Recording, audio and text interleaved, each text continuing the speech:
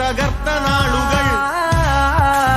കടലറിഞ്ഞ് കരയറിഞ്ഞ ധീരരാം സഖാക്കളെ, അറിവു കൊണ്ടു പൊരുതി നിന്നു പടനയിച്ച ശൂരരെ, കനലു കോരി കുളിരണിഞ്ഞ മാർക്സിയൻ സഖാക്കളെ, നിങ്ങളെന്നു നിന്നു കത്തും സഖാക്കളെ, സഖാക്കളെ, ഓ ഓ സഖാക്കളെ, സഖാക്കളെ, ഓ ഓ.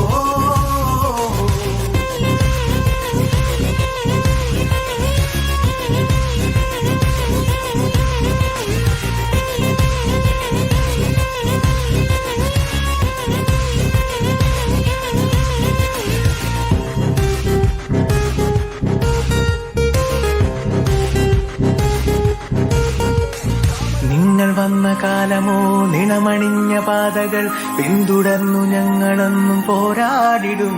സമത്വമെന്ന കണ്ണുമായി വഴി നടന്ന ചെങ്കൊടി അനുഗമിച്ചു നമ്മളെന്നു മുന്നേറണം. ബലനിക്കുന്നിന്മേലെ പാറിപ്പറക്കുന്ന തൂവല്ല കൊടിയുടെ കാലായിടാം. മരണത്തിൻ നേരത്തും മലതല്ലിയെത്തുന്ന ചെങ്കോടി പാട്ടൊരു ഉയരായിടും.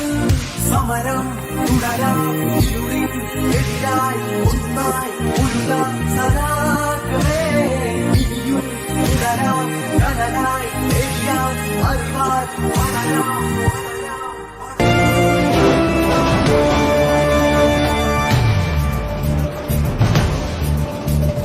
കോൺഗ്രസാണ് ഭാരതത്തിൽ മധ്യ കോടി നെഞ്ചിലേറ്റി ചോര നൽകി ജീവനേക്ക് കാത്തുവച്ച സാന്ത്വനം. കോൺഗ്രസാണു ഭാരതത്തിൻ മധ്യകോടി നെഞ്ചിലേറ്റി ചോര നൽകി ജീവനേകി കാത്തുവച്ച സാന്ത്വനം. വാനിലുയര കൊടിയുയർത്തി സത്യത്തിൻ കരുത്തുമായി സമരഭൂവിൽ ധീരരായി നമ്മളൊത്തു നീങ്ങിടും. നമ്മൾ ആദ്യ ദൃശ്യങ്ങൾ കണ്ട തിരുവനന്തപുരത്തേക്ക് തന്നെ പോവുകയാണ്. പ്രസാദ്, ടി പ്രസാദിന്റെ വിവരങ്ങളുമായ പ്രസാദ്, ഇപ്പോൾ അവിടേക്ക് കൂടുതൽ പ്രവർത്തകർ എത്തിയിട്ടുണ്ട്. കൂടുതൽ ദൃശ്യങ്ങൾ കാണാം. എന്താണ് ഇപ്പോഴത്തെ കാഴ്ച?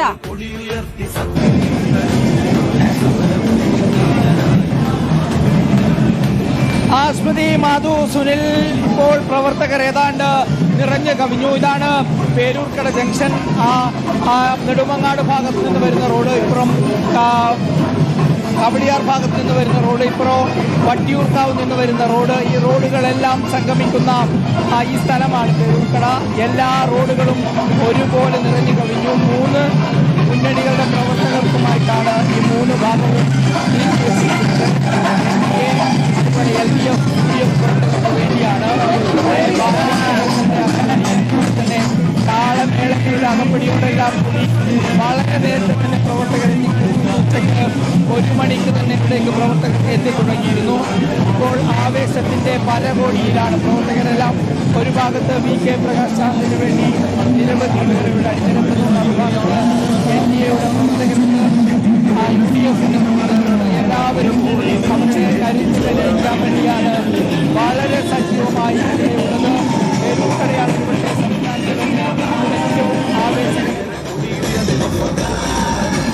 ആഴ്ക്കടൽ ഇരമ്പുകയാണ്. കേരളത്തിലെ 140 മണ്ഡലങ്ങളിലും അവനവന് പ്രിയപ്പെട്ട രാഷ്ട്രീയ പാർട്ടികളിലെ പ്രതിനിധികളെ വിജയത്തിലെത്തിക്കുക എന്നൊരൊറ്റ ലക്ഷ്യത്തോടു കൂടി എല്ലാ തെരുവുകളിലേക്കും ഓരോ മണ്ഡലത്തിന്റെയും കേന്ദ്രങ്ങളിലേക്ക് കുതിച്ചെത്തുന്ന അണികളെയാണ് നമുക്ക് കാണാൻ കഴിയുന്നത്. അതാണെങ്കിൽ കൊട്ടും കുരവയും മേളവും ഒക്കെ ആയിട്ട് ചുവട് വെക്കാനുള്ള എല്ലാ അന്തരീക്ഷവും ഓരോ തെരുവുകളിലും ഉണ്ടായിരിക്കുന്നു. ആ കുഞ്ഞുങ്ങളെയൊക്കെ എടുത്ത് തലയിൽ ഒരു ചുവന്ന റിബണും കെട്ടി ഒരു കുഞ്ഞ് അമ്മയുടെ കയ്യിലിരിക്കുന്നത് നമുക്ക് കാണാൻ കഴിയുന്നുണ്ട്. അങ്ങനെ രാഷ്ട്രീയം കണ്ടു വളരുന്ന ഒരു തലമുറയെ നമുക്ക് കാണാൻ കഴിയുന്നുണ്ട്. എന്തായാലും എല്ലായിടത്തും നമുക്ക് കാണാൻ കഴിയുന്നത് ഈ ആഘോഷ കാഴ്ചകൾ തന്നെയാണ്. ആവേശം അണപൊട്ടി ഒഴുകുകയാണെന്ന് തന്നെ നമുക്ക് പറയാം. സംസ്ഥാനത്തിന്റെ എല്ലാ ഭാഗങ്ങളിൽ നിന്നുള്ള കാഴ്ചയാണ് നമ്മൾ കണ്ടുകൊണ്ടിരിക്കുന്നത്. ഇപ്പോൾ തിരുവനന്തപുരത്ത് നിന്നുള്ള കാഴ്ച നമ്മൾ കണ്ടു. ഇത്തരത്തിൽ നമ്മുടെ സംസ്ഥാനത്തെ കലാ സാംസ്കാരിക എല്ലാ പെരുമയും ഒത്തുചേരുന്ന ഒരു കൊട്ടിക്കലാശം എന്ന് വേണമെങ്കിൽ പറയാം. പലയിടത്തും പല വൈവിധ്യങ്ങളാണ്, എല്ലാ മേളങ്ങളുമുണ്ട്. ഒരു ഉത്സവ ആഘോഷം തന്നെ നമുക്ക് കാണാൻ കഴിയുന്നുണ്ട്. അതെ, എല്ലായിടത്തും സ്ഥാനാർത്ഥികൾ അവസാന വട്ടം വോട്ട് ചോദിക്കുന്ന അല്ലെങ്കിൽ ആത്മവിശ്വാസത്തോടെ ഈ തെരുവിലേക്ക് ഇറങ്ങി ഓരോ ജനങ്ങളെയും കാണുന്ന ആൾക്കാർക്കൊക്കെ കൈ കൊടുത്തുകൊണ്ട് മുന്നോട്ട് നീങ്ങുന്ന കാഴ്ചയാണ് നമ്മൾ കണ്ടത്. ഈ അവസാന നിമിഷവും വിവാദങ്ങളുണ്ട്, നാവുകൊണ്ടുള്ള പ്രതികരണങ്ങളിലെ ചില കുഴപ്പങ്ങളുണ്ട്, അതിന്മേലുള്ള തർക്കങ്ങളുണ്ട്. അപ്പോഴും ആ ആവേശം തെരുവിലേക്ക് എത്തുമ്പോൾ കുറച്ചുകൂടി വേറെ തരത്തിലുള്ള ആവേശമാണ് നമ്മൾ കാണുന്നത്. തെരുവിൽ ഈ കാഴ്ച കാണുമ്പോഴും ആ വിവാദം യഥാർത്ഥത്തിൽ കത്തുന്നുണ്ട്. അതിന്റെ ഒരു കാരണമായി ഇപ്പോൾ നമ്മുടെ സമൂഹ മാധ്യമങ്ങളിലൊക്കെ പടരുന്ന ഒരു കാര്യം എന്താണെന്ന് വെച്ചിട്ടുണ്ടെങ്കിൽ, ഇപ്പൊ രേവന്ത് റെഡ്ഡി ഇവിടെ വന്നിട്ട് പോമോനെ ദിനേശ, പോമോനെ പിണറായി എന്ന് പറയുന്നു.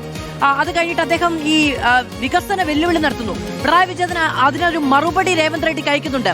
അതിൽ അദ്ദേഹം വികസനവുമായി ബന്ധപ്പെട്ട കാര്യങ്ങളൊക്കെ വ്യക്തമാക്കുന്നു. അതിന് ഈ തെലങ്കാനയുടെ മുഖ്യമന്ത്രിയുടെ ഒഫീഷ്യൽ ലെറ്റർ ഹെഡിൽ മറുപടി അയക്കുകയാണ് രേവന്ത് റെഡ്ഡി. ലെറ്റർ ഹെഡിൽ ഏറ്റവും താഴെ നീ പോമോനെ പിണറായി പോലെയല്ല, ഒരു ഒഫീഷ്യൽ ലെറ്റർ ഹെഡിൽ പറയുന്നത് പ്രസംഗത്തിൽ പറയുന്നത് പോലെയല്ല.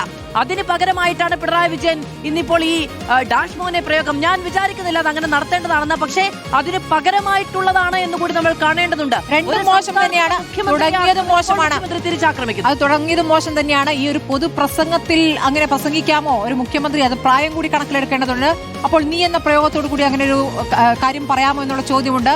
അതിന് പക്ഷേ മുഖ്യമന്ത്രി നമ്മളെയൊക്കെ ആയിരുന്നു. അത് അങ്ങനെ ഒരു പ്രതികരണമാണോ നടത്തേണ്ടതിരുന്ന് എന്നൊരു കാര്യം, അതിനിടയ്ക്ക് നടന്നുപോയ കാര്യങ്ങളാണ് ഈ കത്തുകളായി ഇപ്പോൾ പുറത്തേക്ക് വന്നത്. ഇത് നമുക്ക് ഓർമ്മയുണ്ടാവുമല്ലോ, അപ്പൻ വീട്ട് ധനമാനം നാഗ കേട്ടേൻ എന്ന് അതിന്റെ തുടർച്ചയായിട്ടാണ് ഇപ്പോൾ രേവന്ത് റെഡ്ഡി പ്രതികരിച്ചത്. വ്യാഖ്യാനങ്ങളൊക്കെ ആത്മാഭിമാനം എന്ന് പറയുന്നത് വലിയ കാര്യമാണല്ലോ. അതെ.